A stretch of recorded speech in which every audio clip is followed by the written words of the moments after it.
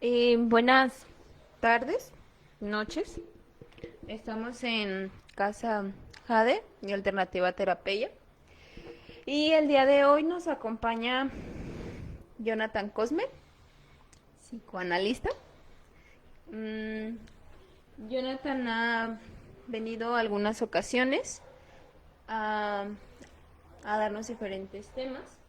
El tema de hoy es el ver inconsciente y creo que pues es un tema muy interesante, eh, un tema que tiene mucho de qué hablar, se podría decir mucha tela de dónde cortar y pues creo que es básicamente lo que se supone que trabajamos o deberíamos de trabajar en la terapia, el poder observarnos a nosotros mismos, a esa historia que cada quien tiene, que cada quien pues está cargando de alguna manera o arrastrando en otros casos, que podamos observar todas esas cosas que están presentes, pues por lo menos yo lo veo así, que siguen presentes a veces en el día a día, en la conexión pues que tienen entre nuestro cuerpo físico y nuestra mente, y que si alguna de ellas pues nos causa algún problema, malestar, que sepamos el por qué o el de dónde viene, y de igual manera si no nos causa problema o malestar, pues simplemente poder conocer esta historia, porque creo que muchas de las cosas, o la mayoría de las cosas, si no es que todas, de las que vivimos actualmente tienen un lazo pues con esta historia, y creo que por eso es lo importante de poder hacer consciente aquello que seguimos manteniendo inconsciente. Y pues es un tema que a mí me agradaría muchísimo escuchar, y pues conforme vayamos avanzando, pues igual vamos preguntando. Si alguien tiene alguna pregunta antes de comenzar las, los comentarios y las preguntas abiertas, igual pueden preguntar, pueden levantar su mano y se van a estar leyendo los comentarios en caso de que haya. Y pues, adelante, Cosme. Gracias, Liz, es un gusto otra vez estar con ustedes. Y pues, enhorabuena que les comparto un poco de mi recorrido en formación de psicoanalista, ¿no? Creo que la formación de psicoanalista nunca termina, así que, pues bueno, en estos meses me he encontrado con algunos temas que han sido muy interesantes en este recorrido dentro de la escuela, con mi analista, en el consultorio y con algunos libros, ¿no? Yo en particular pues traigo este tema que se llama el ver inconsciente. ¿Y por qué el ver inconsciente? Porque el ver va más allá de lo que estamos viendo normalmente, ¿no? De lo normativo, de lo normalizado. Y bueno, vamos a empezar a entrar a este mundo subjetivo, ¿no? Que casi no se habla de esto, que es muy desconocido y que de alguna forma hasta puede ser como un tabú, ¿no? De decir, ir a psicoanálisis es hablar de sexo, ¿no? ¿Por qué? Porque las teorías freudianas de Freud, ¿no? De las situaciones, las etapas anales y todas estas situaciones fálicas, pero no se trata de eso, se trata de un ver más allá, ¿no? Y bueno, vamos a empezar. Liz, ¿ayudas con la siguiente diapositiva, por favor? Bueno, nuestro discurso como reflector en el otro. ¿Y cómo es este reflector en el otro? Cuando estamos hablando normalmente con la tía, con la mamá, con el papá, con el hermano, con quien sea, simplemente estamos escuchando, pero nos damos cuenta de que hay un contenido ahí muy importante que solamente se da dentro del análisis. ¿Y cómo es esto dentro del consultorio del analista? Y podemos decir que esta charla de, del analista junto con su paciente es muy distinto a cualquier plática. ¿Por qué? Porque aquí ya no hay una posición del analista donde él sea una persona. ¿Y cómo es esto? En que el analista se olvida de su situación moral, de su vida y de su persona. ¿Y para qué se hace esto? Para que no haya juicio dentro del análisis. Es simplemente estar escuchando ciertas cosas que para mucha gente normalizada puede ser una situación muy perturbadora, muy enferma, mala, oscura, pero también se le permite que el paciente hable de ciertas luminosidades y también de ciertas oscuridades de su historia. Porque si nos ponemos en una posición muy moralista, no dejaríamos que el paciente hable a extensas, ¿no? como decir, eso está bien, eso está mal, no tendrás que hacer esto, hay mejores formas de cómo hacerlo, sino simplemente entender por qué lo está haciendo el paciente. Y es cuando entramos a esta mirada, ¿no? Cuando el paciente va hablando acerca de ciertas situaciones que le molestan, que lo aquejan, es cuando nosotros como analistas empezamos a ver en sus palabras imágenes. ¿Y qué vemos en estas palabras, en estas imágenes? Vemos una situación de complicaciones pues psíquicas, ¿no? Que es donde entra toda nuestra teoría que llevamos dentro de este bagaje psicoanalítico. ¿Y cómo se encuentra todo eso? A partir de ser uno mismo analizado, de estar leyendo constantemente, de estar investigando, pero nunca dejar de lado esta situación de que la única persona que está implicada es el paciente, porque pasamos nosotros los analistas a ser una parte objetal, es decir, no pensamos, no razonamos, no juiciamos, y es simplemente estar en disposición de escucha, porque si esto no pasa, dejaría de ser análisis. Y bueno, hasta aquí pues creo que el psicoanálisis podría atreverme a decir que es una de las terapéuticas donde no se dice al paciente qué hacer, y a veces esto puede ser perturbador para el paciente. ¿Por qué?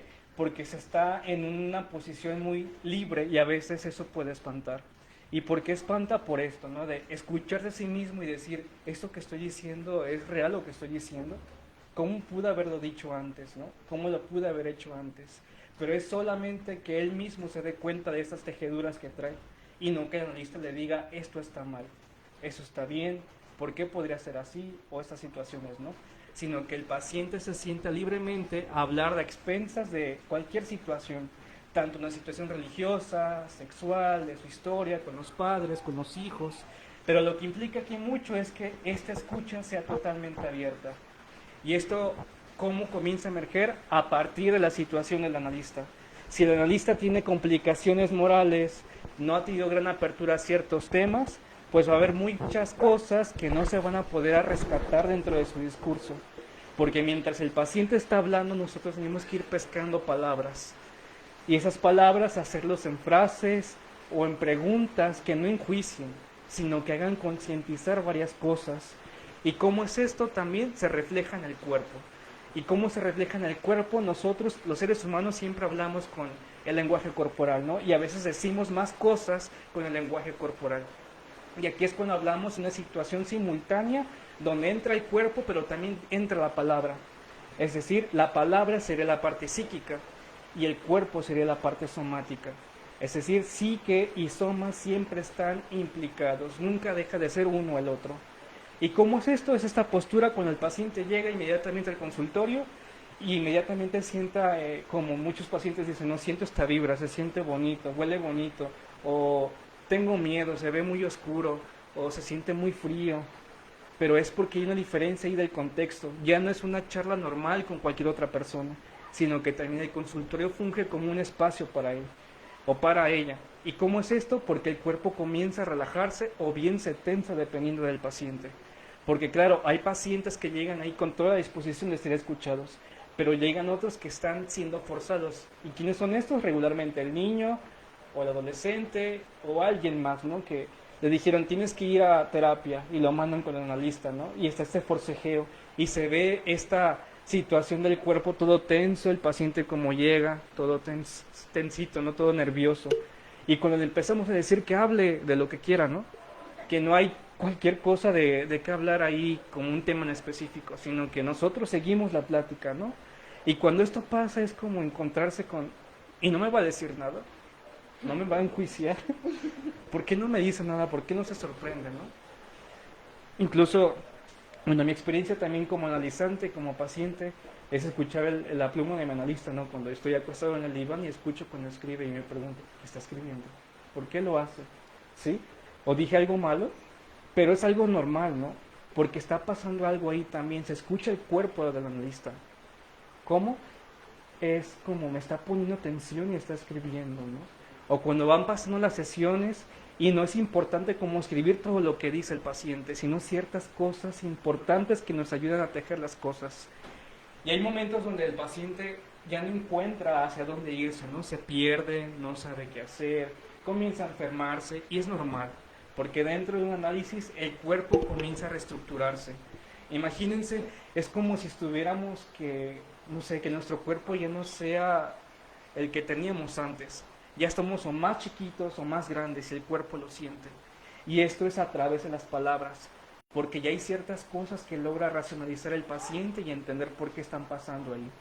Y es cuando llegan a las bajas defensas, de una manera pues médica, ¿no? Se enferman de gripe, comienzan a estar más sensibles a ciertas enfermedades, o bien si tienen alguna enfermedad crónica o degenerativa, los síntomas incrementan más, pero es porque está pasando algo ahí, algo se está desatando, algo se está anudando. Y es cuando el paciente comienza a dar palabras que antes hacían falta, así que no encontraba esas palabras. Yo tenía una paciente que me decía, yo había tratado de esforzarme yendo al gimnasio y teniendo una dieta estricta para poder bajar de peso. Y esta paciente, después de casi 2 años de análisis, dice, he bajado 20 kilos y lo que he hecho es venir a hablar. Y es cuando dice, no servían estas cosas porque lo que estaba diciendo no estaba siendo escuchado. Y entonces cuando ponemos palabras que nunca fueron escuchadas, es cuando el cuerpo comienza a modificarse. O bien pacientes que están en el diván y comienzan a temblar, empiezan a llorar, sienten temblores o sienten alguna sensación extraña. Y lo hacen saber, ¿no? Y es cuando nosotros preguntamos, ¿qué está pasando? ¿Qué le quiere decir el cuerpo y todo esto? Y vamos tejiendo esto que dice el paciente con las palabras que van a él. Hasta aquí, pues, es el inicio de esto, ¿no? Sin embargo, hay más cosas de las que podemos hablar. Pero bueno, pasaremos a la siguiente diapositiva. No sé si me pueden ayudar, por favor. Gracias. Y bueno, citando a una poetisa, de mis poetisas favoritas, Alejandra Pizarnik, ella decía lo siguiente: que tu cuerpo sea siempre un espacio, un amado espacio de revelaciones. ¿Y cómo es esto? Como cuando decimos, me está doliendo esto, no me duele el cuello, estoy estresado, no sé qué me está pasando. Y es porque el cuerpo está manifestando ciertas cosas. O aquella mujer que siempre quiso ser madre y al fin puede embarazarse, ¿sí? Y es porque está pasando algo ahí, algo que no se dijo, fue escuchado, fue simbolizado, se tuvo una metáfora ahí y comenzó el cuerpo a hacer de las suyas, pero de las suyas bien, porque ya no es la angustia de que no puede ser madre, sino la situación de que ya está embarazada, ya está comenzando esta función. Y cuando comenzamos a acumular estas cosas es cuando los síntomas comienzan a reducir. Ya no es la situación en que el paciente se siente perdido, sino que ya se empieza a encontrar. Ya no dice me siento perdido, es decir, me siento encontrado, me estoy encontrando, estoy buscando. Hasta aquí no sé si quieran opinar algo, decir algo.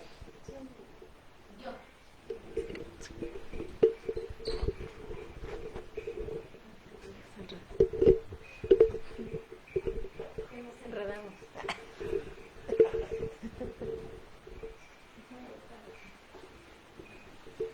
Yo, ahorita que escuchaba de las revelaciones que hay, bueno, yo entiendo que tu cuerpo sea siempre un amado espacio de revelaciones. Eso luego yo me lo adjudiqué ahorita porque acabo de salir como de un aprendizaje, yo, en lo personal. Entonces, no estuvo padre. Aquí a veces yo escuchaba cuando están las frases, es que está bien padre, y yo dije, pues que yo pienso para mí, ¿verdad? Que está padre. Porque tuve en mi cuerpo, hubo un choque emocional pero bien fuerte para mí, en mi mente, en mis 4 centros, en todo mi organismo, pues. Bajé de peso, pero más que bajar de peso, bajé tallas. Yo siempre he sido muy delgada, ahorita estoy subida de peso. Tengo como unos 6 kilos arriba. Y cuando me di color y me di cuenta de que la vida era de colores, no era blanco ni era negro, pues me enfermé como de 4 semanas casi. Y 3 días de plano no me levanté más que para el baño, mareada, con migraña. Y pues luego pues le adjudicamos el COVID, ¿verdad? Pero dentro de mí había algo que decía que no era eso. Porque yo vengo trabajando ya unos mesecillos atrás con quién soy yo, para dónde voy y de dónde vengo. Esas 3 preguntas me hago siempre. Y entonces pues hubo un choque porque a donde me llevó es que si hubo choque es que sí me di cuenta de lo que estaba pasando, pues, o sea, sí supe que estaba pasando algo, pero no sabía por dónde. Entonces, empezando a tomar terapia individual, pues ahí me aclararon todos los puntos y fue donde entró ya pues el chingadazo, pues, de que mira, esto se hace así, así, y es por esto y por esto. Pero igual, identifico que si yo no hubiese querido escucharlo o no me hubiera identificado con eso y lo hubiera echado al bote de la basura, no me hubiera enfermado. Yo así lo veo, porque es primera vez que me enfermo así de esa manera, pues. Y ahorita que hablabas tú de las enfermedades del cuerpo, sí estuvo bien feo. Estuvo feo, pero lo de a hoy me gusta. No está padre, me gusta. Porque para mí que esté padre es como subirme a no sé, como meterme a un parque de diversiones y que todo sea padre, ¿no? Como esa adrenalina y ¡ay, qué chido! Y vamos para acá. No, había ¡ay, güey, aquí no está chido! Pero ¿por qué no está chido? O sea, ¿desde qué punto, desde qué parte de aquí de la sala lo estoy viendo? Porque no me gusta. Porque me estaba dando cuenta.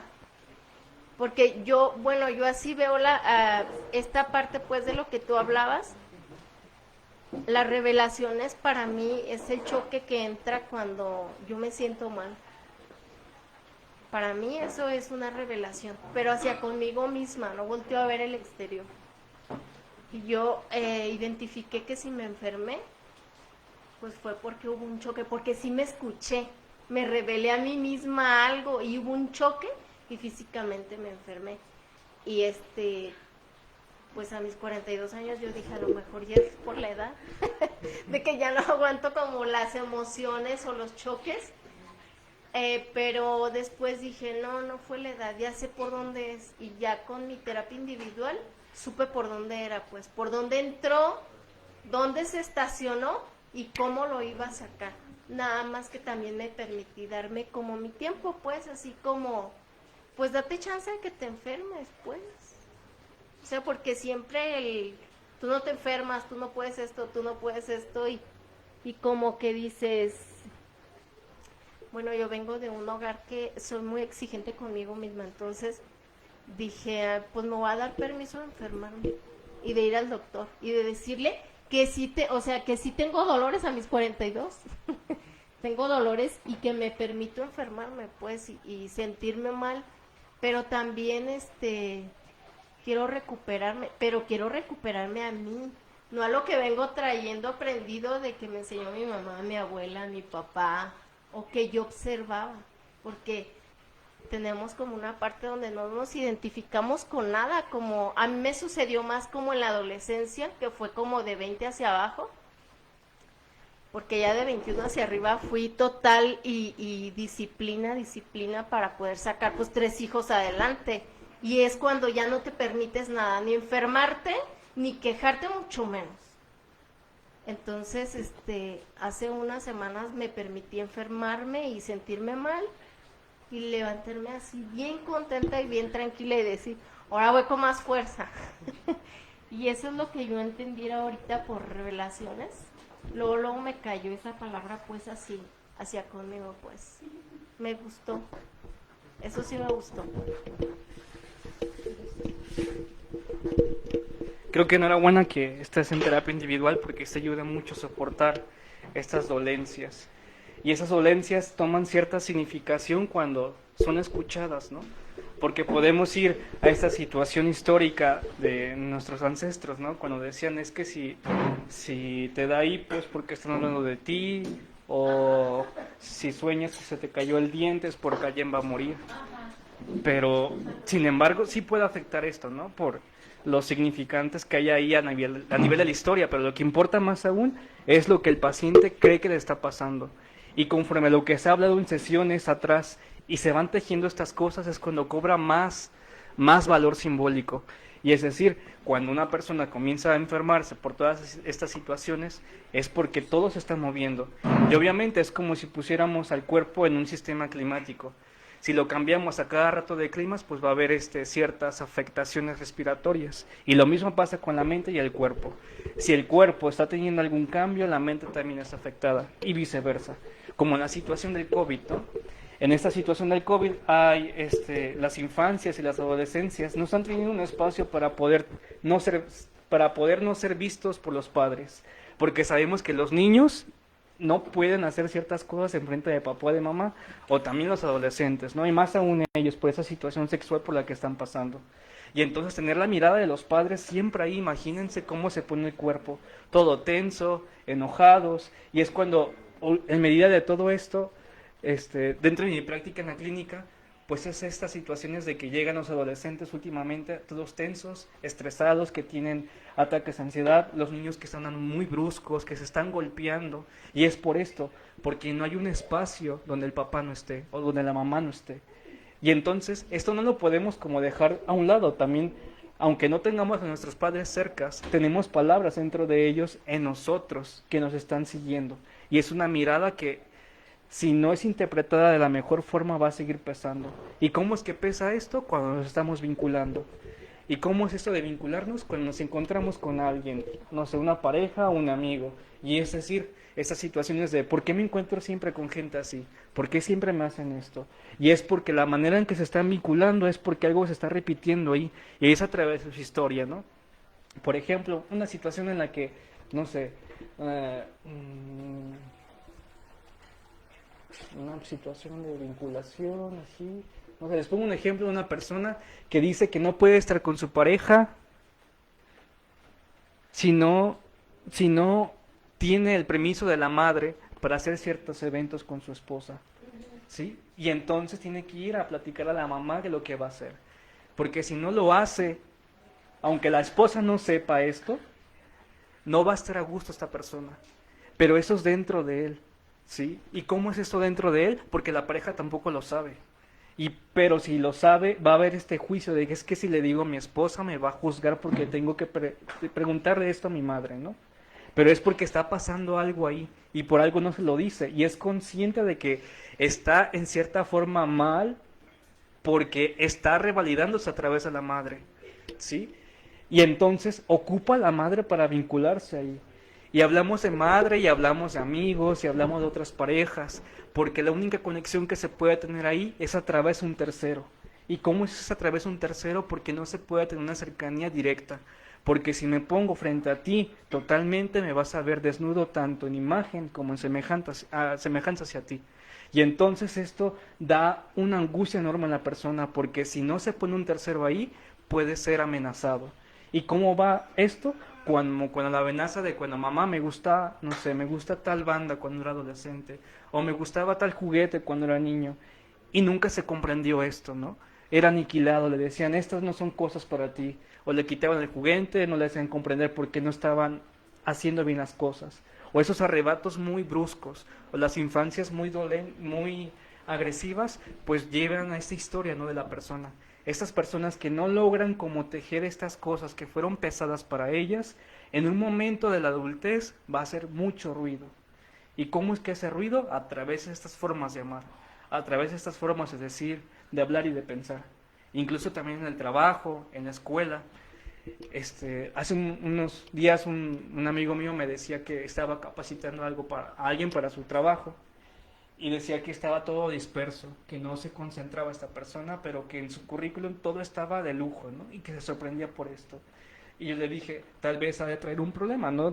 Pregúntale que cómo está y ponte a platicar con él.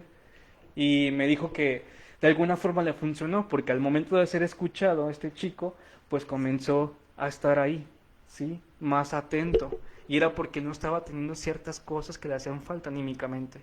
Y es cuando decimos, si el cuerpo no está bien, no va a estar bien la mente y viceversa. La mente no va a estar bien si no va a estar bien el cuerpo. Y es lo que le pasaba a este chico. El no ser escuchado implica el hecho de estar pues hablando y es algo orgánico el habla. Y el que el otro escuche también es algo orgánico. Sin embargo, no había alguien que se parara a detenerse y decirle, ¿qué tienes? ¿Qué te pasa? Y cuando esto pasa es la comprobación de aquí hay alguien que me está viendo. ¿Y cómo es esto? Como cuando estamos pequeños, ¿no? Y el niño, no sé, no, ahorita que agarre, no sé, cualquier cosa, una piedra, y dice el niño que la piedra es un astronauta, y la mamá tiene dos cosas, ¿no? O una, lo ignora, o dos, le sigue el juego. Si lo ignora, pues está esta parte de nunca fui visto. Mi madre nunca estuvo ahí para mí, nunca me respaldó. Y si está este juego de que la madre sigue esta sintonía con el niño, es tengo fuerza para tomar decisiones. No tengo que esperar que alguien me diga que está bien o que está mal. No ocupo de un respaldo, porque mi respaldo estuvo ahí. O fue mamá o fue papá. Pero cuando no estuvo, pues esta dolencia comienza a ser síntoma. O si estuvo y fue de una manera agresiva, o le dice, ¿cómo vas a creer que eso es un astronauta, no es una piedra? Muy brusco. Ahora me pasó algo parecido. Bueno, ¿puedo? ¿Sí, rápido? Es que estaba Luna diciéndome que se quería comer la sandía completa. Y yo le decía, no, es que no te la puedes comer sola. Pero fue tanto toda, o sea, no te la puedes comer, no te puedes comer toda la sandía, está muy grande, pero fue tanto el insistir, es que yo me la quiero comer. Y yo le preguntaba, pero es que ¿para qué te la quieres comer toda? ¿Alguien más la quiere agarrar? No sé, pero yo me la quiero comer toda. No se la van a acabar. Mira, que te damos un pedacito y luego ya hay otro pedacito si te lo acabas todo y más. Bueno, total que no la convencí y llegó el punto donde le dije, ándale pues, ve y cómete toda la sandía. Y ya con eso dejó de insistirme y bajó. Y ya le dieron como el pedazo así del último de la sandía y estaba comiéndose la sandía. Pero bueno, yo caí en cuenta en que aunque yo le estuviera diciendo que no se le iba a terminar, o sea, tenía que dejarla que experimentara y que ella misma se diera cuenta en el momento en el que se llenara, ¿no? Y luego ya después va Gloria y me dice, Luna se quiere comer toda la sandía. Yo se la di, pero no se la va a acabar. Pero me dio mucha risa, pues, por el hecho de que a veces uno es como, es que no tienes que hacer eso y no les damos esa pauta que ellos mismos vayan dándose cuenta de lo que pueden y no pueden realizar. Y me acordé por eso. Sí, así es. Y la mirada de la madre o del padre es muy importante dentro de la mente. ¿Por qué? Como esta situación que nos dices tú, Xochitl, de Luna. Como, ¿qué apertura puede dar esto en un futuro, no? No me voy a detener a experimentar ciertas cosas aunque pueda estar en riesgo, pero voy a saber hasta dónde. Y es lo que pasa con Luna, ¿no? Trata de comerse toda esta sandía, pero llega un momento donde se da cuenta de que no puede con todo. Sin embargo, hubo la validación de la madre ahí, ¿no? Sí, como esta parte de te respaldo, aunque pueda ser absurdo, pero te respaldo, ¿no? Y a veces es lo que nos pasa cuando estamos adultos, ¿no? Buscamos que alguien nos convalide, de decir, ¿estás conmigo? ¿Crees que esté bien todo esto? O incluso con la pareja, ¿no? Más ahí, ¿no? En la pareja es esto, de te exijo lo que mi padre o mi madre no me dio, ¿sí? Pero de una forma inconsciente, no es que se lo digan así, sino no me das atención, no me das tiempo, no me das el otro, no me escuchas y bla, bla, bla. Pero eso habla acerca de las carencias afectivas que hubo dentro de la historia de la persona. Y hasta que no lo haga consciente esto, los problemas de pareja van a desaparecer. O bien van a seguir, pero ya sabrá por qué están ahí. ¿Sí? ¿Qué piensan? Creo que precisamente era de lo que de lo que estábamos hablando, de la pregunta que te hacía antes de comenzar esta reunión. Si hay cosas que a lo mejor ya sabemos que ya no están tan inconscientes, que ya es un poco visible, pero está como a veces no queremos trabajarlas, a veces no sabemos cómo trabajarlas, y entonces tú me hacías referencia de que es tarde o temprano, ¿no? Son cosas que se van trabajando y creo que es algo de lo que yo he visto. Yo tuve muchísimas carencias en la infancia y yo creía que mi problema era más relacionado con mi mamá.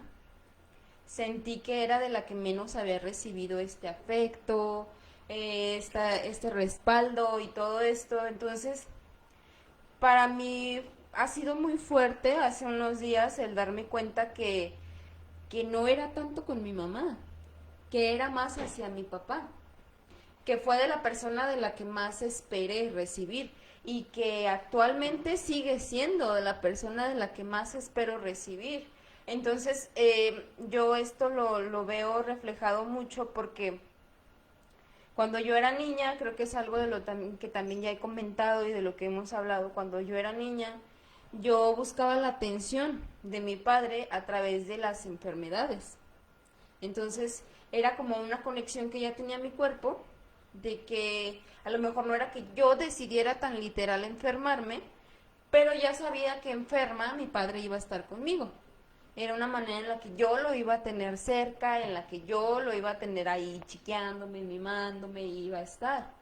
Entonces esto se replicó mucho hasta en las parejas. Era una manera de yo sentir que tenía su atención, que llamaba su atención y que podían darme, porque de alguna manera era como, es que estoy enferma y no me haces caso. Sí, a lo mejor no le exigía literalmente, dame atención, quiero que estés aquí al pendiente y quiero que hagas esto y quiero que hagas aquello, porque era algo inconsciente todavía para mí. Entonces está esta parte de que a lo mejor sí, hay muchas cosas que siguen siendo inconscientes para nosotros. Y cuando las llegamos a observar es cuando surge este choque del que hablábamos hace ratito, este choque, y que a veces es donde no se siente tan padre, pues el poder ver toda esta historia que nosotros hemos tenido pues oculta de alguna manera, que ni siquiera nosotros habíamos sido capaces, pues yo en mi caso yo no había sido capaz de llegar a ese punto por mí misma, pues en el darme cuenta que todas las acciones, que todas las cosas que vivo hoy en día están muy ligadas con esto, tanto en la parte emocional como en la parte material, siguen muy atadas a esta historia, a esta infancia, a esta carencia de afecto, más de mi padre que de mi madre, porque de alguna manera yo sé que de mi mamá es, pues sí, mija, yo te apoyo y tú haz lo que tú quieras y está bien, pero fue palabras que jamás he escuchado de mi papá, entonces yo lo seguí buscando en parejas precisamente, y buscaba personas que tuvieran las mismas conductas, que de alguna manera se parecieran hasta físicamente, en el cómo hablaban, demasiadas cosas que eran inconscientes en ese momento, que yo no sabía que por eso buscaba personas así. Cuando yo me doy cuenta de que simplemente estaba buscando esta figura, y no porque precisamente quisiera que fuera mi papá, sino que eran cosas, a lo mejor conductas, manías y todo esto que había visto de él. Y producto de todas mis carencias afectivas con él, yo la seguía buscando. Para mí eso sí fue muy fuerte darme cuenta de esta relación que había entre mi presente con mi pasado, y también la relación que tenía mi cuerpo con mi mente, con todo esto relacionado con mi historia. Entonces es algo que creo que he trabajado mucho, he hablado mucho. Eh, a raíz de hablar mucho de esto, de la conexión de mi cuerpo con mi mente, de estar muy alerta, es cuando me empiezo a dar cuenta. Yo automáticamente, cuando siento que me duele algo, sé que hay algún problema, hay algo que me está afectando emocionalmente, mentalmente hay algo que está ahí, y que a veces tengo que rascarle mucho y mucho y mucho para poder llegar a ver qué es lo que realmente me está molestando, porque a veces son cosas muy superficiales, cosas que no tienen nada que ver, que la gente, que si dice, que si hace, que si no hace, que en realidad esas son cosas que no tienen nada que ver. El problema es interno, y a mí me ha costado mucho trabajo darme cuenta que el problema es interno. Creo que los resultados son los que a veces agradan. El hecho de empezar a interesarse, a mí es algo que me tiene, últimamente estaba llena de preguntas, llena de dudas, y es algo que sí de alguna manera me hace sentir fuera de lo conocido, pero de alguna manera me gusta sentirme llena de preguntas, me gusta sentirme llena de dudas. Sí hay choques, sí hay de todo, pero sé que a través de eso he podido llegar a cosas nuevas, a ver cosas nuevas, a ver esto que está inconsciente. Y es donde yo me he dado cuenta de la relación que tiene mi cuerpo con mi mente, porque te digo, o sea, es donde más yo me doy cuenta que hay algo que trabajar conmigo, cuando me empieza a doler que la cabeza, que ya me duele una pierna, que ya me siento muy cansada, y bueno, ¿qué traes? Y sí, o sea, como escuchaba, yo también hay momentos en los que me exijo demasiado. Y digo, y tienes que hacer, y tienes que hacer, y tienes que lograr. Pero en ese lograr y hacer es algo de lo que yo también he venido hablando últimamente. Siempre, o hasta la fecha, ha sido muy encauzado hacia los demás. A que los demás vean quién soy. Pero quién soy es para los demás, no es para mí misma.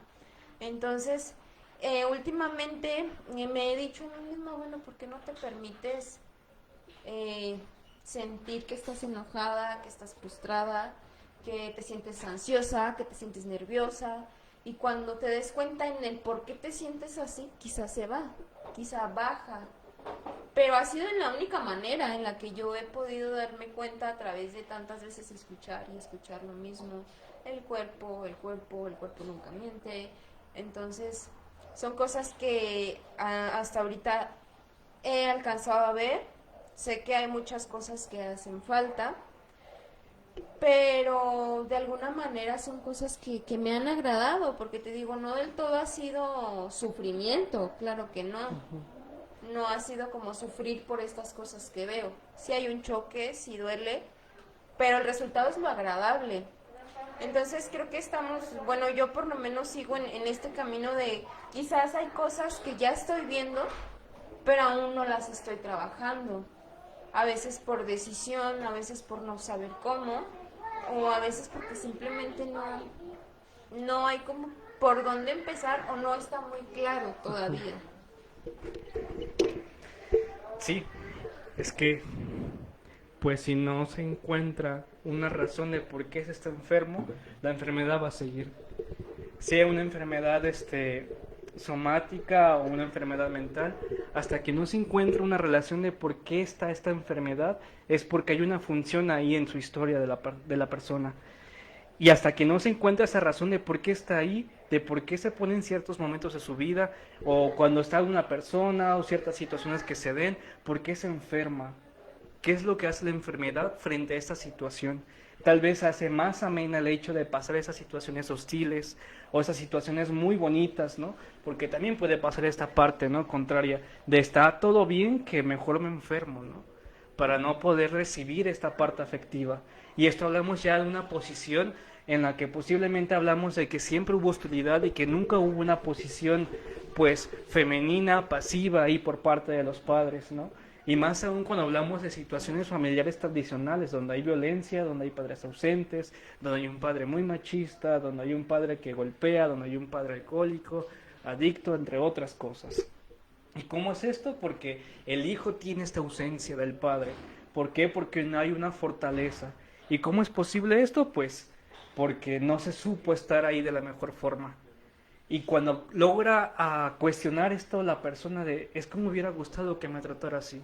No me dio esto, pero yo estoy haciendo ahora tal cosa. Ahora yo hago tales cosas. Y cuando comienza a hablar de esto y darse respuestas a sí mismo, los síntomas comienzan a ser ya una razón de por qué están ahí. Y cuando se encuentra esa razón, ya no están. O bien puede sentir que viene el síntoma y dice, ya sé qué está pasando y mejor me muevo hacia otro lado, la esquivo. ¿Sí? Y así pasa, porque a mí me han llegado pacientes así de que me empiezo a sentir así, ya sé que estoy pasando por esto y el otro. Y es como, ¿ahora qué va a pasar con esto, no? Y empiezan, creo que tengo que hacer tales cosas, ¿no? Y cuando el paciente se siente escuchado, es cuando el analista le dice, una vez dijiste esto hace unas sesiones atrás, ¿sí? Y es cuando dice, sí se acuerda, sí se aprende todo. Pero es porque está esta parte inconsciente conectada. Cuando esto se logra instaurar tanto en el analista como en el paciente, esta comunicación de la memoria pues se teje y es cuando la cura comienza a darse, ¿sí? De un momento a otro. Y nosotros como analistas podemos tener muchas interpretaciones en la mente, decir, es por eso esto y el otro, ¿no? Pero solamente es estas cosas que tenemos en la mente, tenemos que decirle en 5 o 10 palabras, preguntando o haciendo una afirmación, o recordando ciertas cosas, ¿sí? Y es cuando se hace labor, porque el paciente cuando escucha esta palabra del analista es como, ya tengo apertura a hablar más, y es cuando el paciente comienza a hablar más, ¿sí? O le decimos, habla más de eso, o ¿qué piensas de eso? ¿Qué está pasando ahí? Y es cuando hay otra apertura a resignificar por qué está este dolor. Y encuentro otra forma, ¿no? Que posiblemente, pues como dices tú, Liz, dices, pueden ser por cosas que no sean tan importantes, ¿no? Pero hay algo importante ahí en lo que no es tan importante. Y cuando vamos escarbando ahí es cuando logramos entender por qué eso poco importante afecta tanto. Y es eso, porque afecta, hay afecto, ¿sí? Tanto puede ser odio, tanto puede ser amor, tanto puede ser mucha presencia ahí, también puede haber mucha ausencia. Y entonces es hablar de eso. Cuando menos se dé cuenta está hablando de lo que no quiere hablar. Y no es porque los forcemos a hacerlo, sino que simplemente se está dando, ¿no? Y es esto lo que llevamos nosotros a asociación libre, que es cuando el paciente habla de lo que quiere, ¿no? Pero claro, va a haber situaciones en las que el paciente no va a sentirse tan en confianza porque son temas muy delicados a hablar.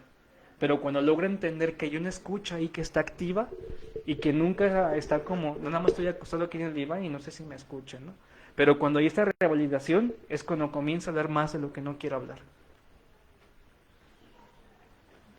Bueno, vamos a cambiar de diapositiva, no sé si me pueden ayudar.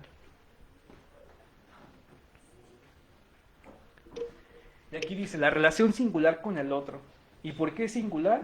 Porque tanto tú, Liz, como yo, como cualquier otra persona, tiene una forma única de cómo vincularse, de qué palabras se dicen, de qué no, de qué le dijeron, cómo vivió, hasta cómo comió. Todo es distinto. Y bueno, esto habla a raíz de la parte materna, ¿no? De cómo fue este cuerpo visto, de cómo es que la madre estuvo ahí para confirmar ciertas necesidades. ¿Y cómo es esta? No sé si se han visto estas situaciones en las que la madre logra adivinar qué es lo que está pasando con el bebé o con el niño. Cuando hay esas afirmaciones, hablamos de que fue interpretado el cuerpo. Hay una película que recientemente salió, no sé si la han visto, se llama Viejos, y es una situación experimental. Y ahí pasa que el tiempo, pasan 7 años y es 1 hora, ¿no? Es igual a esto. Y entonces una persona da luz ahí a un bebé y el bebé muere. ¿Y por qué muere? Porque lo dejan un ratito para enfocarse en la madre, ¿no? Y muere porque no fue vista. Y ahí una psicóloga y dice, es que murió por falta de atención. Y esto es cierto, podemos morir por falta de atención. ¿Y de qué hablamos aquí? De situaciones de síndromes como Asperger o autismo u otras situaciones más, ¿no? Incluso hasta psicosis. O heridas narcisistas muy marcadas, como de hecho de que es que mi mamá nunca me vio, mi padre nunca me vio, y comienzan con esas persecuciones, es que alguien me está viendo, alguien me está vigilando, y hablamos de una ausencia ahí, ¿no? ¿De quién no te vio? ¿Por qué no te vieron hacer esto? ¿Y a qué te recuerda esto? Y es cuando comienzan a hablar de estas situaciones, y hablar de esas heridas es lo que da más fuerza al paciente. Y claro, duele, pero desde ahí está la cura. Es como en las vacunas, ¿no? Lo que se inyecta pues es este virus, ¿no? Pero contagiado. Yo ahorita que dices eso, yo he pasado creo que por una etapa que fue la que más me marcó con el niño más pequeño que tiene 6 años. Yo, desde al mes que supe que estaba embarazada, yo totalmente rechazo todo el embarazo. De hecho, o sea, ya lo puedo hablar, lo digo abiertamente, yo lo quise abortar, hice todo lo que se tenía que hacer, todo el protocolo médico para que eso sucediera. Y lo cual no sucedió. Y él cumple 2 años y feria, y se dio esa reacción que tú mencionas ahorita, o sea, no me están viendo. Y todavía de esos 2 años y medio hacia abajo, o sea, hacia el embarazo, hubo mucho rechazo de él hacia mí y de mí hacia él. Era muy, estábamos como a la par a ver quién podía más. Entonces el niño a los 2 años y medio tuvo epilepsia, lapsos de epilepsia. Y yo con mi doctor, que tengo de toda mi vida como 30 y tantos años yendo, y es homeópata, psiquiatra, hacemos un trabajo él y yo, desde que el niño nace, porque pues él lo supo todo, ¿no? Y traté como de estar trabajando pues con esa parte que yo no aceptaba, porque realmente yo ya me había dado cuenta que yo no estaba capacitada como para tener otro bebé. Dije, a este ser humano, ¿qué le voy a dar? No he trabajado conmigo y no quiero que se repita la historia de los otros. Entonces, fue algo muy doloroso, pero yo aprendí demasiado. Aprendí a amar a mis hijos, pero amarlos bien.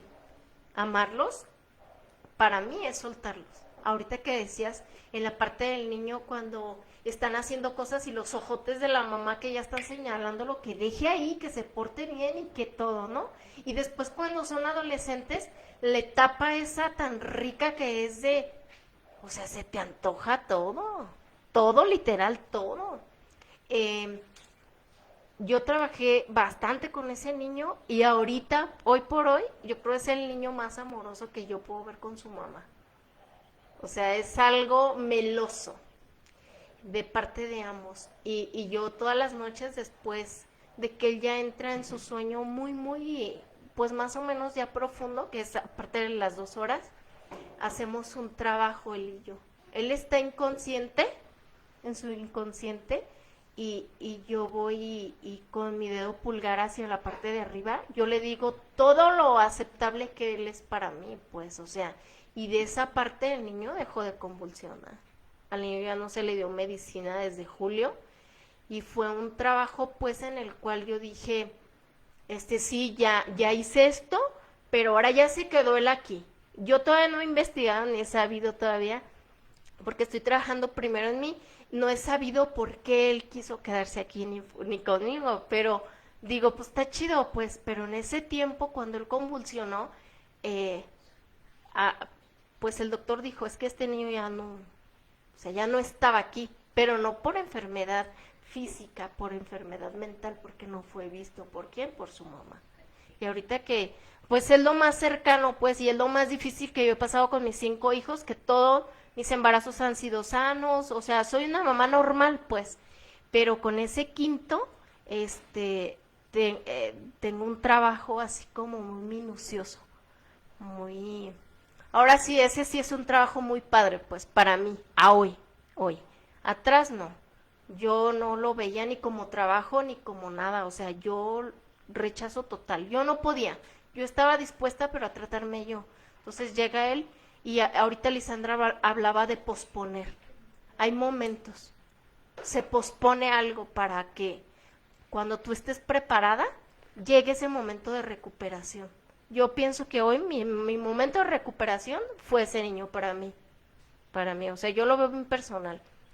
Y el trabajo se sigue haciendo, o sea, el niño no necesita medicina de nada, es un niño normal, y la aceptación que tuvo él hacia mí y yo hacia él, pues la parte del trabajo ya no lo pude posponer, ni la parte de recuperación mía, ni la de él, y pues a sanearnos, pues nos estamos saneando. Yo creo que algo chido va a salir después, ya que crezca, a ver qué rollo trae ahí. Pues es como, se podría decir que a lo mejor es como ilusión el saber, porque tengo un hijo de 25, 22, 20 y 21, y voy descubriendo, voy observando cosas y digo, ok, tú llegaste a esto, tú estás aquí para enseñarme esta parte que yo todavía no conocía, porque las mamás, yo tengo 42 años, pero yo sé como las mamás de 60 y tantos, así, bien lineal, y si te sales de la línea, con el cable de la plancha. Entonces sí se pueden salir, porque para mí ahorita amar a mis hijos es respetarlos, hagan lo que hagan, ahorita. Y eso me costó mucho, me costó 4 semanas de cama, de tos, de gripa, de dolor de cabeza, pero aprendí bien mucho, o sea, 5, fíjate, y de todos los acumulé, y salieron cosas bien interesantes. Yo creo que me quedan muchos años como para trabajar. Yo creo que eso es lo que me mantiene, pues, el estar investigando. Y yo no sabía cómo se trabajaba con uno mismo. Cuando sale un ser humano, un ser de tu cuerpo, es cuando entra el no posponer los trabajos. Ahí o le entras, o te vas. Yo así lo veo hoy. Sí, porque la cuestión de la maternidad induce esa situación de doy la maternidad que me dieron, o bien doy la maternidad que no tuve. Y entonces cuando se comienza a cuestionar esta parte materna, es cuestionar también la parte simbólica de ser mujer, ¿no? Y también de cómo se está dando y recibiendo todo este afecto tanto en el niño como en la madre. ¿Por qué te tengo aquí, no? ¿Por qué no te fuiste? ¿Por qué no te fuiste a pesar de tantas cosas que quise hacerte, ¿no? Y que no es que esté mal una parte del aborto, ¿no? Sino esa situación de la intención que había ahí, ¿no? Y que aún así se aferró, ¿no? A esta situación de la vida y saber ahí interpretar qué está pasando ahí. Y eso hace más ameno esta situación de la relación con la madre, ¿no? Pero también hay que ser muy conscientes de esta situación de que todo aquel que es padre debe aceptar que en algún momento los hijos le van a echar algo en cara a los padres, ¿sí? O me amaste mucho o me amaste menos, o no hiciste tal cosa o hiciste esto de más. Siempre hay una queja, ¿no? Y es una parte constitutiva psíquica normal. ¿Por qué? Porque eso nos permite ser seres saludables, que podamos estar en convivencia con el entorno. Porque si no sucede esto, hablaríamos de una exclusión médica, una exclusión psicológica, en que el paciente tiene que estar en un psiquiátrico, ¿no? Porque no puede funcionar. ¿Y por qué no funcionó? Porque las funciones no fueron vistas, no fueron desmenuzadas ahí, ¿no? Y entonces cuando el paciente comienza a encontrar ciertas cosas que no se hicieron, pero que le tocan hacer a él mismo, es cuando comienza a poder vincularse con el otro, pero lamentablemente hay situaciones psíquicas en las que no podemos hacer mucho, sino ayudarle a tratar de estar, ¿sí? Pero la forma en la que estar que sea mejor comprendida para él. Pero hay veces en las que puede ser esto muy difícil y que no podemos hacer mucho ahí. Y es simplemente entender por qué está esta situación ahí. Hablaríamos de situaciones de asesinos seriales o de gente que está así, ¿no? O situaciones muy psicópatas. Sí. Bueno, pero también el padre no se desafana de esto, ya que hablo de la madre, vamos al padre, ¿no? Pásame, ayúdame al siguiente. Es soma. Soma es cuerpo. Sí. Psique es mente. Sí. La relación singular con el otro, pero en función del padre. Este autor, Juan David Nacio, es un psicoanalista argentino y habla acerca de la feminidad de los hombres. Sí, los hombres tenemos una parte femenina. Si no la aceptamos es porque tenemos un problema ahí en nuestra historia. ¿Y cómo es esta situación femenina? Inmediatamente cuando hay un rechazo a los colores que son normativamente femeninos, ¿no? Que se han dicho que esto es, pues, una situación social, ¿no? Que si es rosa es porque es de niña, ¿no? Si es azul es porque es de niño. Pero ¿por qué no el gris es de niña? ¿Por qué no el gris es de niño? Y es cuando hablamos de todas esas historias de los padres. Y Juan David Nacio dice lo siguiente: el hombre llamado a ocupar el lugar de padre debe reconocer en él su parte femenina. En efecto, quien reconoce con su dolor su parte femenina tiene más posibilidades de asumir el difícil papel de padre que quien no reconoce su feminidad. Aceptar su parte femenina es para un hombre aceptar su ser sexuado, quede como un enigma que reaviva y anima su deseo. El hombre que admitió así su feminidad y que un día se convirtió en padre, se hallará en la mejor posición subjetiva de conducir a sus hijos a las puertas de la prueba que da paso a la edad adulta.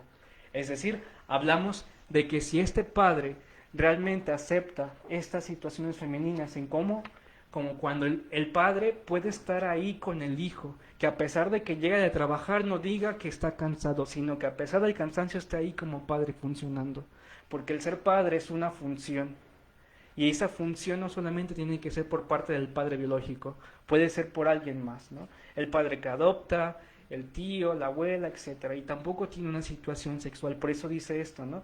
De revalida otra vez esta parte sexual, porque comienza a entender el hombre que no tiene que ver nada con esa parte orgánica, porque tengo pene, esto me hace hombre y esto tengo que ser como hombre, sino esto es lo que no me hace hombre, sino lo que estoy haciendo y lo que hicieron conmigo. ¿Y cómo es esta situación? Esa situación femenina es de que también recibo esa parte afectiva.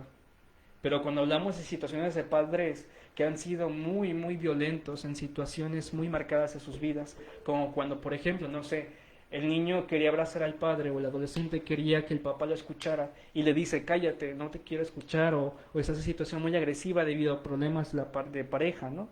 Este rechazo es porque después cuando esté en una relación esta misma persona, cuando está recibiendo el afecto, va a haber una complicación ahí. ¿Y qué complicaciones hay aquí? Vamos a partes sexuales, ¿no? Disfunción eréctil, eyaculación precoz, entre otras cosas más.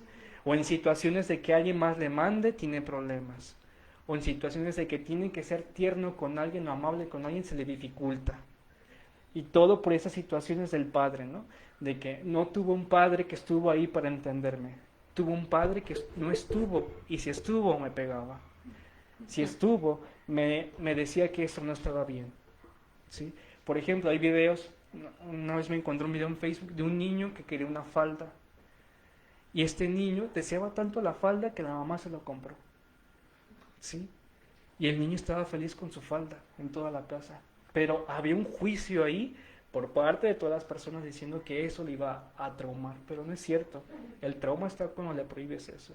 El trauma está cuando hay una prohibición muy castrante, muy dolorosa, y no se le da a entender al niño por qué no se puede hacer esto, ¿no?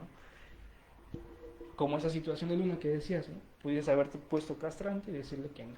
Sin embargo, hubo la apertura de que lo hiciera. Y eso convalida esas partes. Entonces, también hablamos de esta posición del padre cuando hablamos de que el padre se enajena de cualquier responsabilidad de los hijos y todo va a la carga de la madre. Y ahí también hablamos de otra situación que puede ser otro problema. Una madre estresada es una madre que está enojada todo el tiempo, que no soporta, que está estresada, y entonces la cercanía con el hijo va a ser hostil, ¿sí? O no va a ser tan hostil, pero sí va a haber pequeñas cosas. Y va a haber estos recuerdos, ¿no? Me acuerdo cuando mi madre estaba así porque había problemas entre mi padre y ella. Y todo por esas situaciones. Y entonces cuando está esta parte afectiva otra vez, comienza a tener problemas el hombre, o bien la mujer. Porque también esta parte de la mujer entra en juego debido a la relación con el padre, cuando hay padres así, ¿no? Pues bueno, pasamos a la siguiente diapositiva, por favor. Aquí entramos al tema, pues después de este recorrido como inicial, entramos ya al tema profundo, la falta de metáfora. ¿Cómo es esto? Que se considera la enfermedad somática como algo que no tiene que quejarse, ¿no? Es como la mujer que dice, no sé si han escuchado familias o gente, ¿no? No le vais a decirle a la abuela o al tío o a la mamá porque se va a enfermar, se va a preocupar, ¿no? ¿Sí? Y no tiene que pasar esto. Si pasa esto es porque hay algo ahí que es una problemática. ¿Por qué tiene que ser un problema hablar? Y si hablas alguien se va a enfermar. Es un asunto ya de la persona, ¿no? Que si haces esas cosas, tiene que trabajarlas ella o él, ¿bien? Como esa situación de, por ejemplo, cuando estaba estudiando licenciatura nos pusieron un caso de un examen que decía que el padre tenía desmayos, ¿no? Y no sabían por qué se desmayaba. Y coincidía que esto era más o menos la presencia de cuando se dio cuenta que su hija mayor iba a comprometerse, iba a contraer matrimonio. Y entonces cada vez que la hija tenía que salir de viaje, el padre se desmayaba. Y cuando comenzó a tejer esto el Señor, a darse cuenta de que cuando la hija se iba, él se desmayaba, era para retenerla, ¿sí? Y esta situación de, es que no le digas esto a tu papá porque se va a poner mal, o se va a preocupar por esto. ¿Por qué tiene que ser así, no? ¿Por qué tener culpa de ser libre frente a los padres, o frente a los abuelos, o frente a los tíos? Y eso es lo que llega a la queja en consulta, ¿no? Es que no puedo ser libre porque voy a enfermar a alguien que amo. ¿Y cómo voy a ser capaz de enfermar a alguien que yo amo? ¿Sí? Y cuando logran entender que no tiene que ser así, que deben aprender a amarse a sí mismos sin creer que van a enfermar a alguien. Y entender por qué fueron aprendidos estas formas de amar de esta forma, ¿no? Y que está mal, ¿no? Sin embargo, la persona comienza a hablar de estas cosas, o cuando nos llega esta persona que dice, es que tengo muchas preocupaciones, me estoy enfermando, no es juzgarla, es entenderle por qué está pasando esto. Y es porque tal vez también tuvo esta imagen de cómo enfrentar ciertas situaciones dentro de su historia. Y cuando comenzamos a decirle, y no hay otra forma como poder expresar estas cosas, o ahora que ya lo entiendes por qué te pasa, ¿sabes cómo podrías hacerlo? Y es cuando comienza a encontrar otras opciones de cómo estar y de cómo hablar frente a la gente. Y es cuando también se habla de una convalidación de la pareja, ¿no? Ya sé que a mi pareja no tengo que exigirle tales cosas, porque ya me comprendo a mí, ¿sí? Y le expongo ya a mi pareja qué es lo que siento, y yo no le digo que es su culpa, sino que me está pasando esto internamente, y solamente quiero compañía. Y eso ya hablamos de una situación ya más saludable. Estoy con mi pareja porque me comprende y me acompaña. Y cuando se da esto, hablamos de un buen camino en matrimonio, ¿no? Y Conveniente también. ¿Conveniencia por qué? Porque dijiste triste cuando me acompaña. Y me conviene. Bueno, eso puede ser un plus más, ¿no? Porque si me acompaña, me entiende, pues también ya hay algo más de por medio, ¿no? Y hablaríamos tanto de una situación sexual, de una situación monetaria, de una situación, pues también de hacerse sus cumplidos, ¿no? Ya es más ameno, ya no está el compromiso de que, me regaló esto y es porque quiere algo, ¿no? Ya es una situación de, le voy a regalar esto porque me dio esto, ¿sí? La voy a esperar porque me está esperando a mí. Y ya no es una situación de, me estás dando más de lo que yo te doy, o me das más de lo que yo no te pido, ¿sí?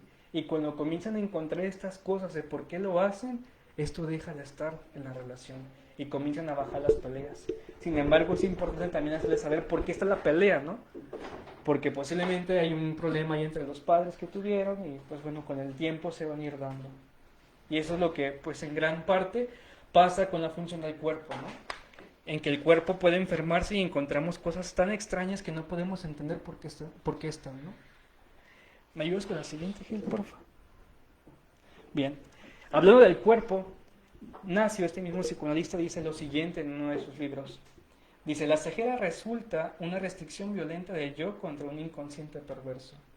Cuando él comienza a hablar de esto, comienza a hablar de situaciones de pacientes, aquellos tiempos que tendría Freud y le llegaban con ceguera, y que no había una situación orgánica o médica que justificara por qué le pasaba esto.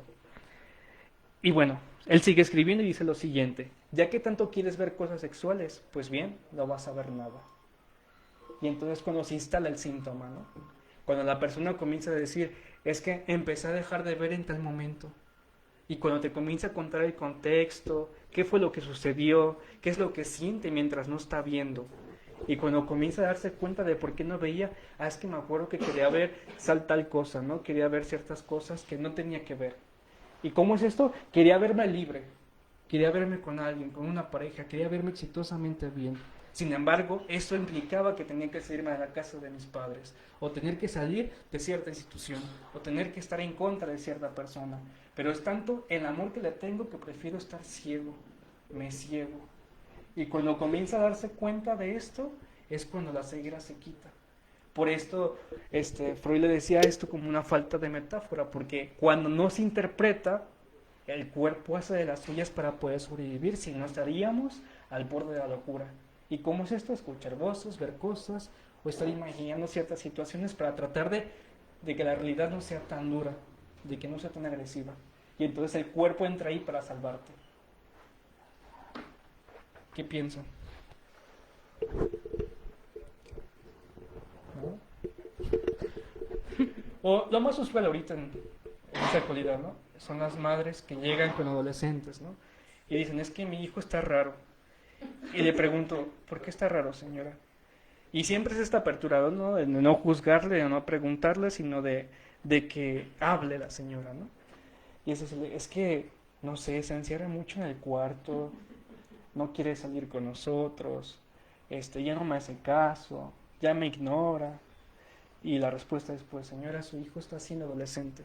Y la nueva forma de estar para usted con este adolescente es encontrar una nueva manera de cómo estar sin ser agresiva.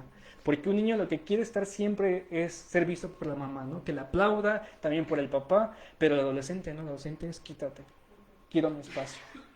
Y esto causa gran conflicto en las madres o en los padres, ¿no? Y esto es debido a que también su historia como adolescente, ¿cómo fue? Empieza a retumbar, a hacer eco. Es decir, es que yo en mis tiempos no hacía eso. Es que en mis tiempos era distinto. Es que debes aprender que tienes que aguantar más, ¿no? O como esa crítica social que hay de la generación de cristal, ¿no? No es que sean de cristal o no sean poco sensibles, sino que ya no se dejan tolerar tanto dolor, ¿sí? Que generaciones pasadas podíamos tolerar, ¿no? Y si nos montáramos a situaciones de, no sé, en la Segunda Guerra, si estas personas que estuvieran aquí y nos escucharan quejar de estas cosas que tenemos ahorita, se burlarían de nosotros, ¿sí? Seríamos, pues, ahora sí que juzgados ante esa situación, ¿no? Tú te quejas porque no tienes ahorita empleo, te quejas porque no te está yendo tan bien, o te quejas por esto, o te quejas por tu pareja, y yo me estoy quejando porque tengo que pelear por mi vida, ¿sí? O estar pensando que están matando a mi gente. Entonces la queja va cobrando un nuevo sentido. Por eso el adolescente a veces se puede sentir como atacado, porque critican la forma en la que está dándose ese dolor. Y es lo que significa adolescencia, ¿no? Dolencia, que duele. Aquí no le dolió su adolescencia, ¿no? Porque no sabía cómo ser como hijo, no sabía cómo estar frente a ellos. Y entonces cuando el padre comienza, o la madre, a decirle, mira, te compré tal cosa, ¿no? No sé, el disco de la banda que tú querías, o te compré boletos para el concierto, o te compré ciertas cosas, te compré tal ropa, o vamos a hacer tales cosas, o vete con tus amigos, ¿no? Esa es la forma de cómo amar, de ya cómo estar como padre. Porque después el hijo va a regresar después de esta vieja de adolescencia. Y es cuando dice, gracias por haberme comprendido, gracias por esas situaciones que te hice pasar. Y es cuando el adulto puede estar bien con los padres. Pero es importante reconocer también las fallas del padre y las fallas de uno mismo.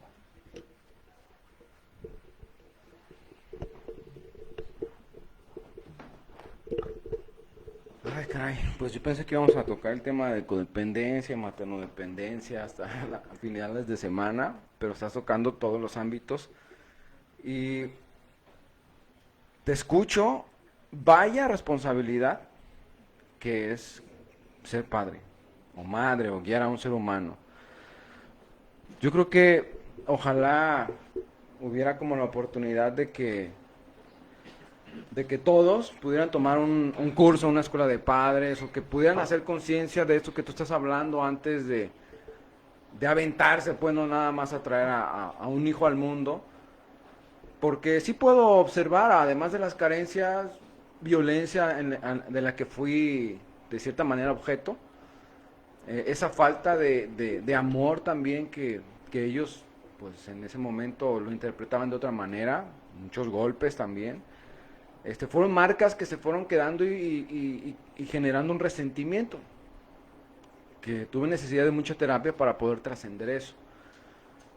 Y en el caso de mi papá, que es con el que más trabajo, me tocó aceptarlo y quererlo. Fue una situación donde me rechazaba su abrazo, sus besos, sus caricias ya grande, porque ¿por qué no lo hiciste cuando estaba chiquito? ¿No? O sea, ¿por qué de chiquito me exhibías en la calle o me puteabas cada vez que tienes oportunidad? O me gritabas o me exhibías, pues. Y ahorita que ya estoy peludo, ¿no? y grande, ya estoy así mucho amor, ¿no? Yo lo necesitaba de chiquito, pero todo eso no se lo podía decir porque lo iba a dañar más. Yo ya empezaba con terapia y me decían pues que él no había sido culpable. De alguna manera yo tenía la responsabilidad de cambiar como esos patrones de conducta que yo estaba replicando, ojo, porque a pesar de que no me gustaba vivir eso, yo estaba viendo cómo lo estaba replicando al pie de la letra. Por eso yo busqué ayuda, fue iniciativa propia, pues porque a mí no me gustó observarlo, no me gustó sentirlo, ni toleré tanto ese sufrimiento, pues, ¿no? Que yo quería mejorar o salir de ese esquema. Y vaya que ha habido la oportunidad, eso sí no me lo puedo dejar de agradecer, que ha habido la oportunidad de poder empezar a cambiar mis relaciones interpersonales, no nada más familiares, de pareja, sino laborales y de amistad, porque no puedo dejar de ver, si seguía en ese camino, pues prácticamente iba a cometer todavía más locura, o sea, iba a cometer todavía más violencia, que todavía a la fecha sigo pidiendo ayuda con mi rabia, o sea, con mi neurosis, con mi intolerancia, con cosas que yo ya tengo marcadas en mi personalidad. Y contra eso estoy luchando y sigo trabajando todos los días, porque es un trabajo interno muy fuerte, donde estoy sometido a varias pruebas, que si no tuviera estas herramientas, la neta es que no podría superar esas pruebas, porque para mí son pruebas, ¿no? Ojalá y ya no hubiera como una problemática, ¿no?, actual, ni nada con lo que tuviera yo que trabajar y llevármela chévere, así como que la vida no tuviera ya problemas, pero no, es que cada vez son así como otro nivel, ¿no? Y otro nivel. Pero bueno, toda esta información que tú nos das, yo estoy maravillado, que bueno, ya te extrañamos. Solo quería extender mi punto de vista y agradecerte. Gracias. Yo tengo una pregunta referente a la última frase. Ya que tanto quieres ver cosas sexuales, pues bien, no verás nada más. Yo te preguntaba de esto antes de comenzar la reunión y te decía entonces que si esto tenía que ver como con una reacción del cuerpo a reprimir tanto este tema, pues en este caso es lo sexual. Pero de igual manera creo yo que a veces nuestro mismo cuerpo, por lo menos el mío, tiene reacciones ante las cosas que yo reprimo. Pero a veces está como la información, pues, de lo escuchado, de lo que debe de ser, de lo que no debe de ser, cómo tenemos que comportarnos, cuáles deberían de ser nuestros gustos y demás. Pero es que no sé si sea como por defensa personal, pero yo estoy como, ahorita estoy en la idea de que se pueden dar sugerencias, se pueden dar puntos de vista, pero no le puedes decir a otra persona, no le puedes mandar en algo, no le puedes decir si está bien, si está mal, porque creo que eso ya es cuestión de la otra persona. También creo que a veces se pueden dar como, pues como pautas, como información, lo decía ahorita, puntos de vista desde nuestra historia, pero nuestra historia no quiere decir que sea la misma historia del otro. A lo mejor hay cosas que le funcionan al otro de lo que yo le puedo decir, pero creo que también tiene que ver con esta parte de reprimir algunas cosas en lo personal por creer o por la comparación, pues, de es que no soy igual que el otro y necesito hacer lo mismo que él para estar bien. Entonces, como no hago lo mismo que él, entonces no estoy bien. Creo que esa es como la duda. Creo que no le puedes decir a otra persona en que está bien o en que está mal. No lo puedes juzgar ni etiquetar, porque ya sería agresivo para la persona, porque a lo mejor estamos en un proceso, cada quien va viviendo un proceso, y no puedes llegar y decirles que tú estás mal en esto, en esto, en esto y en esto y en esto, porque es el proceso de la persona. A lo mejor ni siquiera te va a hacer caso, no va a escuchar, aunque sea con la mejor de las intenciones, no te va a escuchar, o quizá es lo que tú estás hablando tiene más que ver con tu historia que con la del otro, y no es como que quieras proyectar tu historia en la del otro. Entonces creo que sí funciona el dar opiniones, el dar sugerencias, el dar puntos de vista desde nuestra historia personal. Pero creo que el otro tiene que ver la suya propia, y creo que es algo de lo que aquí nos han hablado muchas veces. Cada quien tiene que ir encontrando esas respuestas, porque creo que puede pasar esto, pues puede pasar, en vez de llegar a una respuesta, llegamos a reprimir muchas cosas por no tener esa información acertada en el momento que se requiere, qué información se requiere en cada momento. Y porque a veces, lo vuelvo a repetir, a veces se puede tomar más como agresión hacia el otro, y a veces esto causa daños precisamente, yo lo veo así, precisamente emocionales, físicos, que después se ven reflejados en lo psicológicos, que se ven reflejados en lo físico, por esta falta de información asertiva, del poder comunicar, con el tema que decías ahorita de los padres, el poder comunicar todo esto. Pues yo precisamente quiero estudiar, he estado estudiando, pero lo que quiero estudiar va enfocado a los niños. Es un tema que me gusta mucho, y no porque me guste mucho es como que me la pase con niños todo el tiempo. Lo que me agrada es el saber dar en el momento preciso y saber qué darle realmente.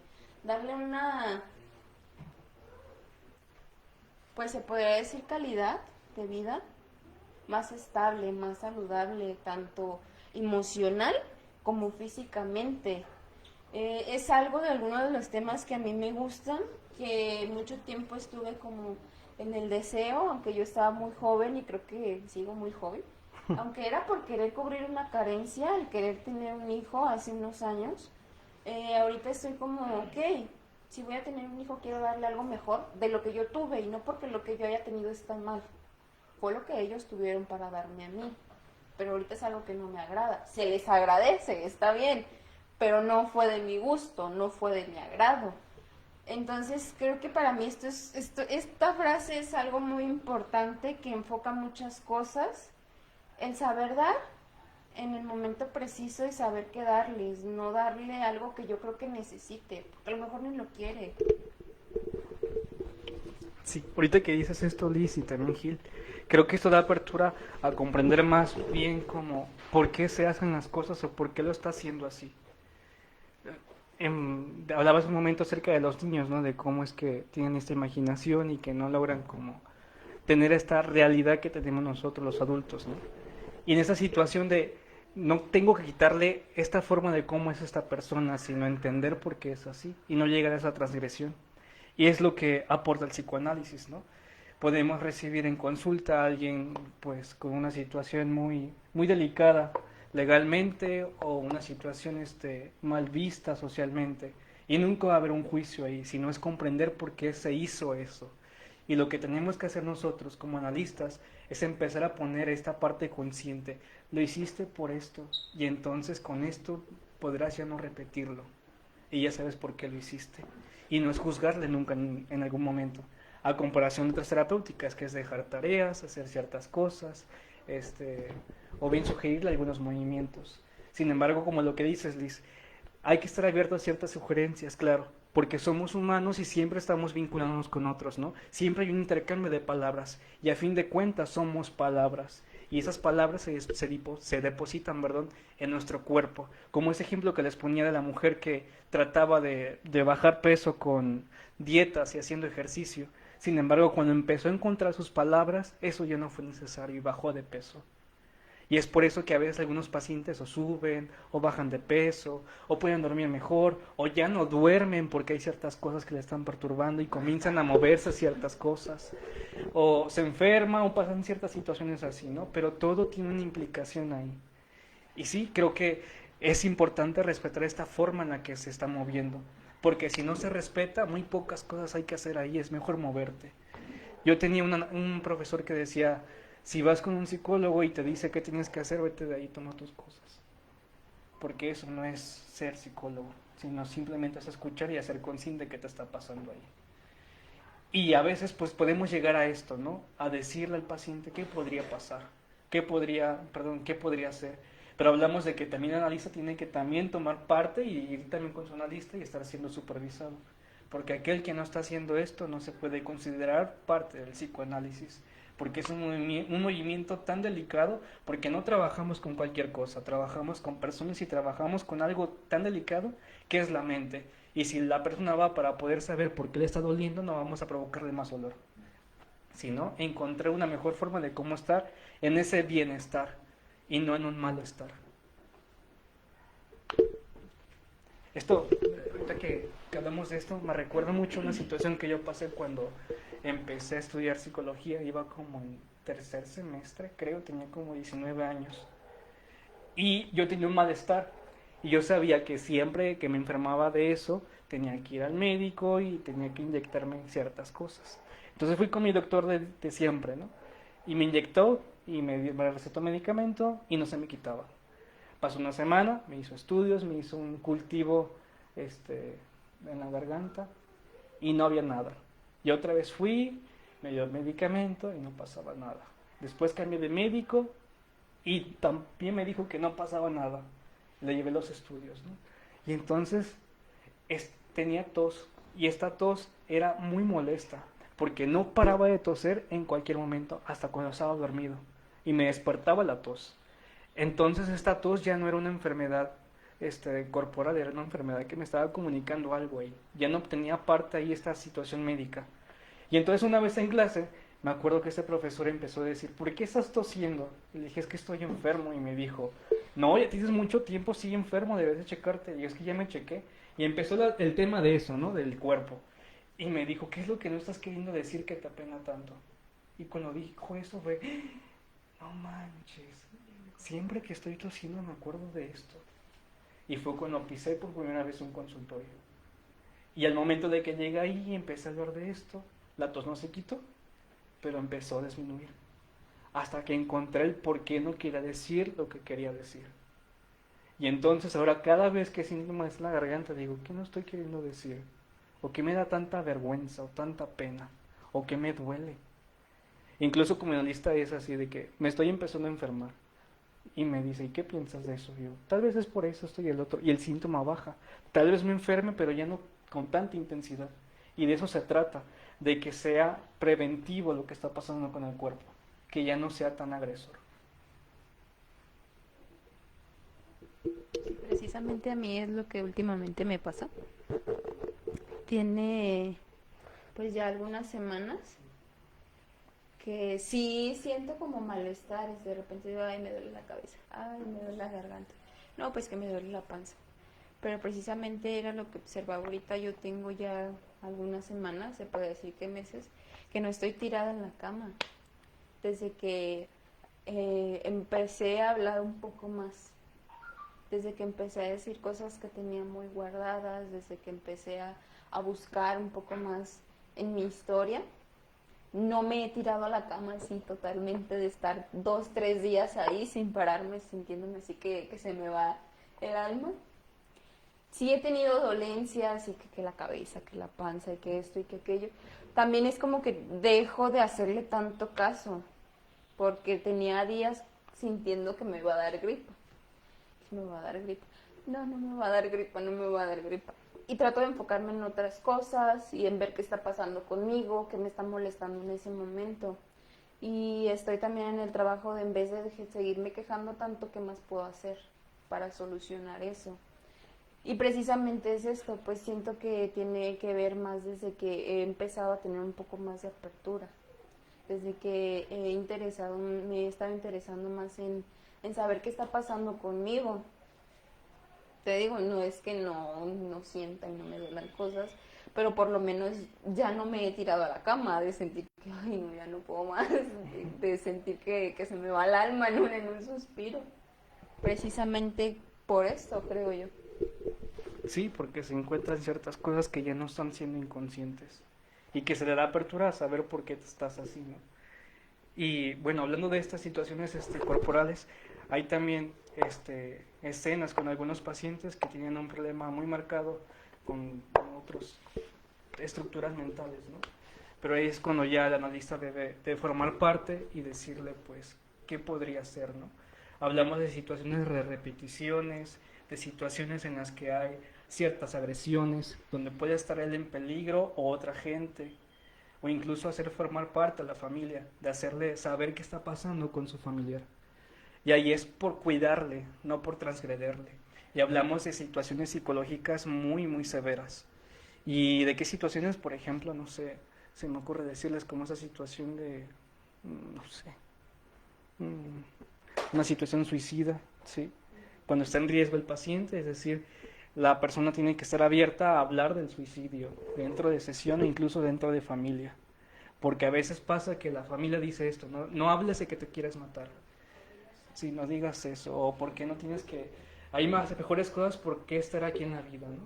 Y hay que escuchar al paciente, decir, es que me quiero matar de tal forma, tengo que hacer esto, fantaseo que te hago daño, hago tal cosa, porque si no se dice, se lleva al acto. Es como el niño cuando llega a terapia y está muy agresivo y agarra los juguetes y los maltrata, los corta y le hace lo que sea, ¿no? Pero dentro de casa no puede hacerlo y es porque está la mamá diciendo, no hagas eso con los juguetes, así no se tratan. Pero entonces lo hace con el hermano o lo hace con los compañeros de clase. Y también es hablarle a la madre y decirle qué está pasando dentro de casa, ¿no? ¿Qué está ocurriendo? Y el niño lo está viendo. Y está viendo tal vez no que haya agresión, pero sí que hay una ausencia de cómo tiene que mostrar esa agresividad. De decir, me molesta esto, me duele. Y entonces el niño hace de las suyas y empieza a desbordarse. Y está muy marcado esas situaciones con niños con trastornos de hiperactividad, porque no saben cómo manejar tanta energía que tienen que sacarla como pueden. Y entonces, pues esta parte de que le enseñan a cómo canalizarlo o le cortan todo, ¿no? Y esto habla de que le va a afectar en un momento de su vida. Y cómo es que tengo miedo a hacer ciertas cosas, me limito y bla, bla, bla, bla, ¿no? O me siento tan triste. Y a veces pasa estas situaciones en las que, pues bueno, si no se es tan libre la persona, entonces ocurre con rasgos ansiolíticos o rasgos depresivos. ¿Y cómo es esto?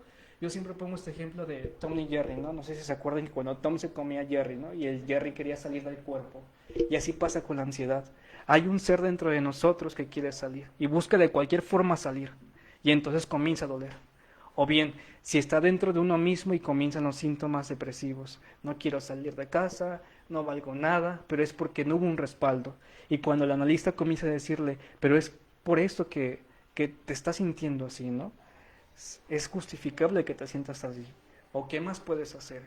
Y cuando hay una convalidación de esto es cuando el paciente comienza a levantarse. Y no hablo de que sea una sesión nada más. Hablo a veces de que todo esto surge a partir de un análisis de un año. No hablo de un análisis de 3, de un mes, de 2 meses. Sino que apenas como vamos hasta el 4 o el 5 mes, apenas empieza a instalarse todo esto. Y lo demás solamente es para preguntar y saber del paciente. ¿Sí? Y conforme pasen las cosas es como ir armando ciertas tejiduras. Por ejemplo, yo les pongo mi caso, yo llevo 4 años como analista intermitentemente y últimamente llevo que 1 año y medio con él sin soltarle. Y es como, ya veo cómo la relación ha cambiado, ¿no? Porque me dice una sola palabrita y ¡pum! Surge algo. Y a veces pasa con algunos pacientes, les digo ya algo y en chinga hay asociaciones. O ya saben, en cuanto llegan, estoy sintiendo esto, bla, bla, bla, bla, y empiezo a sentir esto, y creo que es por tal cosa. Y es cuando dicen, ya encuentro la respuesta. O les pregunto, ¿qué podrías pensar nada más por esto, no? ¿O qué se te ocurre aquí? O hago énfasis en alguna palabra que dice, y el paciente solito comienza, y llegan bien felices o bien tristes, y llegan mucho mejor a lo que habían llegado. O bien llegan más o se van más reflexivos, o comienzan a analizar más cosas, o bien hay un cierto malestar, pero ya saben por qué es, porque están moviendo cosas y ya no hay miedo. ¿Y por qué no hay miedo? Porque saben que hay alguien ahí, y es cuando el analista forma parte del síntoma, decir, es que mi analista me dijo esto, me acordé de tal cosa, o el paciente comienza a decir, me acordé de ti cuando me decías esto, bla, bla, bla, o me pasó esto y me acordé de tal sesión, y es cuando ya forma parte. Y es una situación que no pasa con cualquier otra terapéutica, me refiero a situaciones de otros psicólogos, ¿no? Como la Gestalt, entre otras cosas más. Es cuando el paciente ya logra como decir, es parte de mi vida, ¿no? Y no porque estemos enfermando al paciente. Por eso es tan largo la elaboración psicoanalítica, porque es entrar de lleno en la vida del paciente, conocerlo perfectamente, bueno, más aproximado a eso, porque eso hace que el paciente no caiga tan fácil a estos síntomas. Y es cuando ya el paciente, ya cuando está a punto de terminar su análisis, se da cuenta que ya puede soltar al analista, como no pudo soltar al padre o a la madre, y decir, gracias, hasta aquí queda. Y es cuando el paciente ya logra analizarse a sí mismo, y ya está por todo el mundo diciendo, ya sé por qué estoy sintiendo esto, por qué veo tal cosa. Y ya hay menos preocupación. Sí, eso es lo que sucede. Pues bueno, ¿me ayudas por favor con la penúltima diapositiva? La siguiente. La otra. Otra más. Otra más. Otra más. Ya está. Este caso es un caso de Jacques Lacan. Y es un caso de una mujer que estuvo en medio de la Segunda Guerra Mundial. Y llega con una queja con Lacan acerca de que no puede dormir bien. Vamos a escuchar lo que dice, ¿no? Fue entrevistada y está escrito en un libro y cita cómo fue lo que le pasó dentro de la consulta con Lacan. Es importante decirles que hay una palabra muy importante aquí que es Gestapo, y después el entrevistador hace una pausa y explica qué significa esto. ¿Sí? Dice, soy alemana, nací en 1938, así que viví la guerra, su horror, su angustia y la preguerra. El hambre y las mentiras. Siempre quise abandonar Alemania por eso. En las primeras sesiones le pregunté, ¿puedo enfrentar ese sufrimiento? Y mientras le decía eso, yo comprendía que no, porque tenía una idea, un dolor, que solo podía arrancarme el psicoanálisis. Había una forma de mirarme, de decirme, no tendrás que vivir con esto toda la vida, simplemente con la mirada del paciente frente al analista. Un día, en una sesión, hablé a Lacan de un sueño que había tenido. Le dije, me despierto todos los días a las 5 de la mañana. Y añadí que era justo a las 5 de la mañana cuando la Gestapo venía todos los días a buscar a los judíos a sus casas. Entonces Lacan se levantó como flecha de su sillón y vino hacia mí y me hizo una caricia extremadamente dulce en la cara. Yo comprendí entonces el Gestapo. Allí interrumpe el entrevistador y dice, Gestapo significa gesto en la piel. Es una palabra en francés. Continúa ella diciendo, es un gesto tierno, hay que decir, un gesto extremadamente dulce. Eso no disminuyó el dolor, pero hizo otra cosa. La prueba es que 40 años después, cada vez que lo cuento, siento todavía la caricia, un gesto, un llamado a la humanidad. Fue un gesto también con el que hizo una apelación a la humanidad o algo por el estilo. Esa intervención contiene el toque, la caricia que Lacan ejerce sobre la mejilla de su paciente. Se trata de una intervención particular donde no me dio palabra alguna por su parte. No apeló directamente al juego homofónico del francés Gestapo. Es decir, que ahí no ocupó la palabra, ocupó el cuerpo. Y entonces se paró del sillón y lo que hizo fue darle lo que le daba su queja, una caricia en la mejilla, que era posiblemente lo que necesitaba cuando estaba en esos días tan horrorosos, una contemplación humana. Y es cuando el síntoma toma partida, y eso es cuando se instala la metáfora. Y cuando comprende esto el paciente, ya sabe por qué está así. Pues bueno, creo que hasta aquí llegaría esta parte teórica que vengo a traerles. ¿Alguien tiene una pregunta? ¿Quiere comentar algo? ¿No?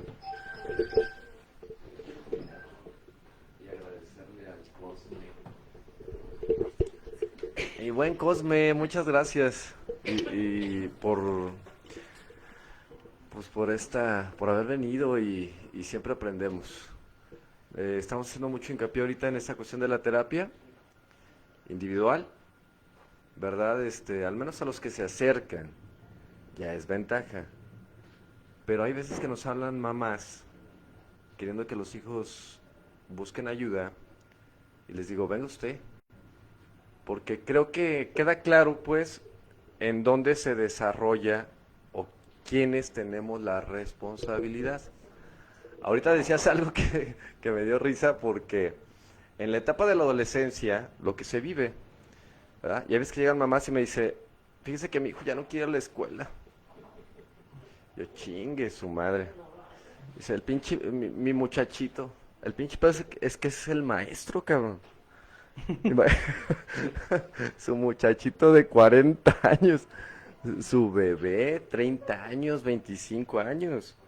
O sea, una etapa que se quedó atrapado, cabrón. Entonces, ¿quién ocupa la terapia cuando... y creo que hay casos que hemos compartido juntos, ¿verdad? De pacientes que hemos convivido, que son similares, o sea, que estás conviviendo no con un adolescente, con un niño. Fíjate. Qué bueno los que quieren la terapia, porque yo también, a través de esta experiencia que hemos estado viviendo, Cosme, lo que acabas de compartir, es bien maravilloso. Cómo ellos van encontrando sus propias respuestas. Y lo importante, que a nosotros nos ha ayudado mucho, con esta gran sugerencia que nos diste del libro de El cuerpo nunca miente de Alice Miller. Sí. Ay, a mí me cambió mi panorama hacia cómo trabajar conmigo por esta responsabilidad adquirida, por lo que a mí me gusta hacer, por lo que he ido encontrando y encontrar muchas respuestas del por qué también, ¿verdad? Que es importante. Mira lo que decías ahorita. Está perrón, hijo. ¿Quieres hablar? Ya. Entonces, a mí se me hace de cierta manera muy importante, pues, dices Es que eres bien sutil, yo ¿qué te puedo decir? Yo no sabía. Entre broma y broma la verdad se asoma. Había un ser humano y me encanta eso. Yo creo que a veces me gusta, yo lo comparto, les digo, miren, cuando uno es alcohólico, que tiene problemas con el alcohol, no le puedes dar el alimento solo. Se lo tienes que mezclar con la misma dosis con la que está envenenado. Y yo veo que tú así más o menos le haces, o sea, les metes el drama de su vida y luego sopas, así como para que se les quede, pues. Así como, órale. Pero la verdad es que el mensaje está muy claro. Yo creo que ahorita compartí a Gilberto algo que yo veo que va dirigido a esta cuestión de la maternodependencia, ¿verdad? A esta cuestión, de que es una raíz de lo que produce lo que es el seno familiar, pues, y cómo socialmente, pues, imagínate cambiar todo esto, modificar todo esto, está bien difícil.